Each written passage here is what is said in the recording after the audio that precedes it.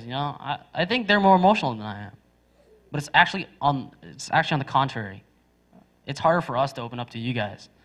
Because we think that you guys are the the benevolent president.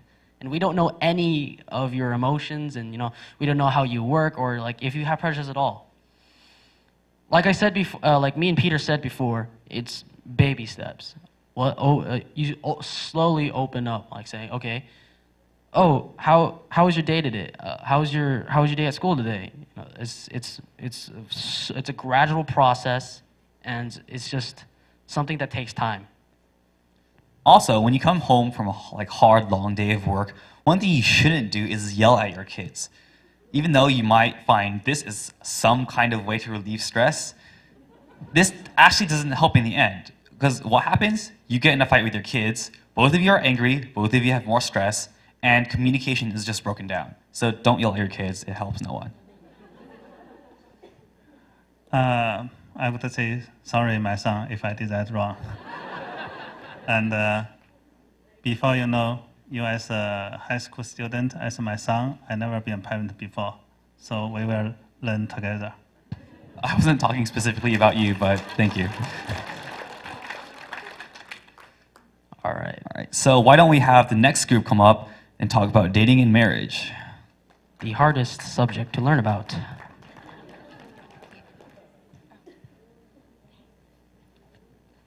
All right, how are you guys doing? Not falling asleep? That's good. All right, so we're gonna talk about dating and marriage, and like everyone else, we're gonna start off with a video.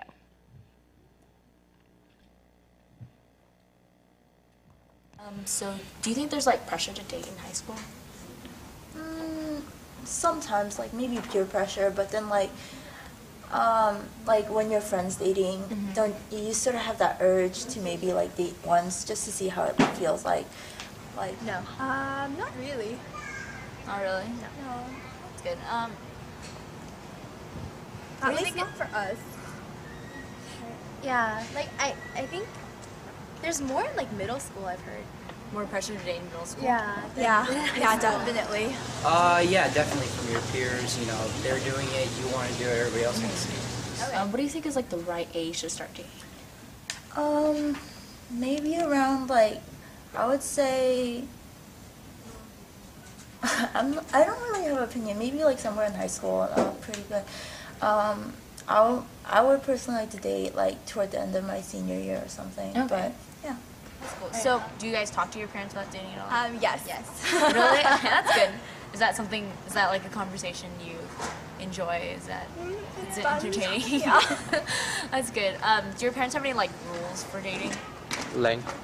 Well, I mean, like personally for me, like if the guy's gonna ask me out, they want him to tell them, and they want to be like friends with the guy. Not frequently, I guess. Okay. Do you think there's a need to talk about it?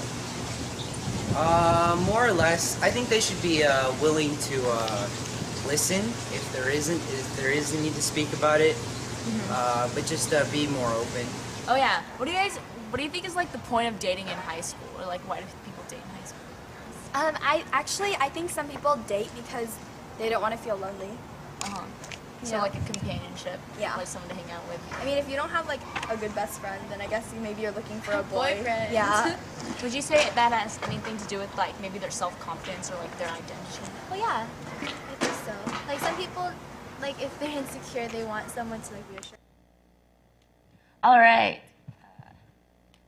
All right, so what we did in addition to these street interviews is that we interviewed a lot of teens and parents just to get an understanding of what was dating like in high school now compared to high school back during our parents' time.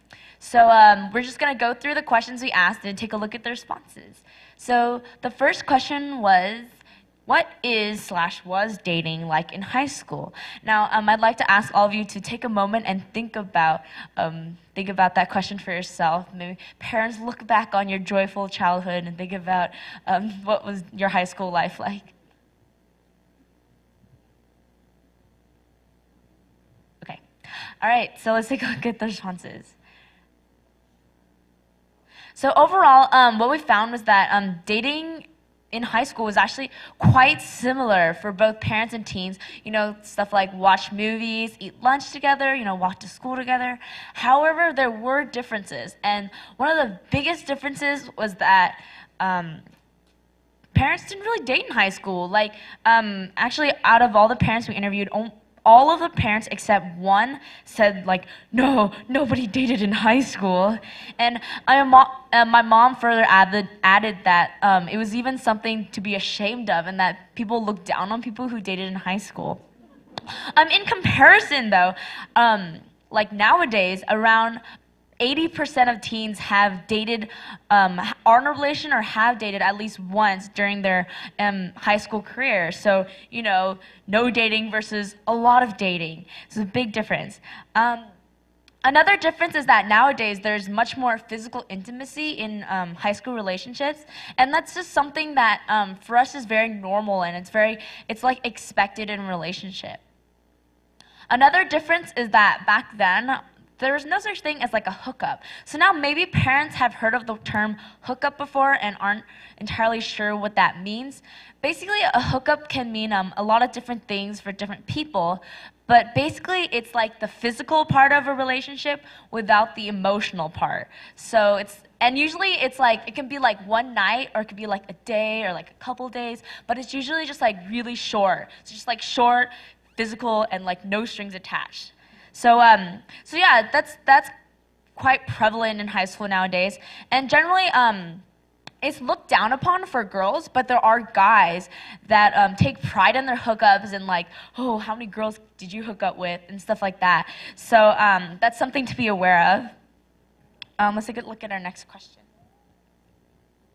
So here's where you guys pull out that index card that Amy was talking about. Just pull out one, grab a pen or pencil, and I want the teens to write down 5 things that they want in a significant other. So just 5 qualities, like I want someone who's tall, something like that. Or it doesn't have to be that, but you know what I mean.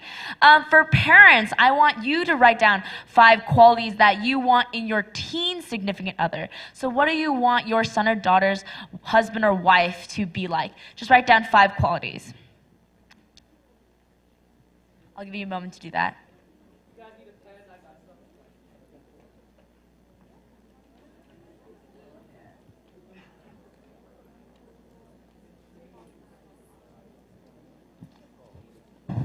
Carl should be coming around with some pencils if you need it.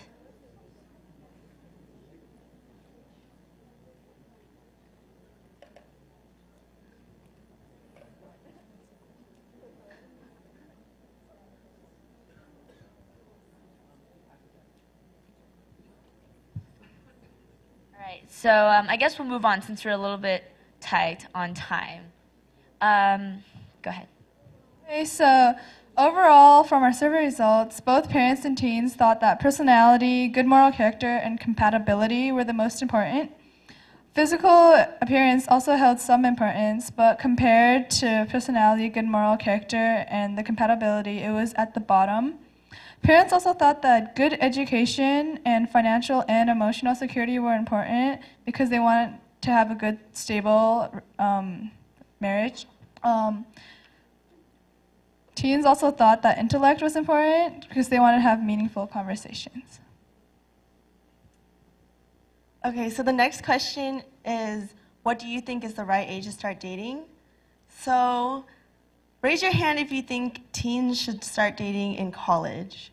Just raise your hand. All right. How about high school? Raise your hand if you think it's okay to date in high school. What about middle school? Elementary school? Oh, just kidding. Okay.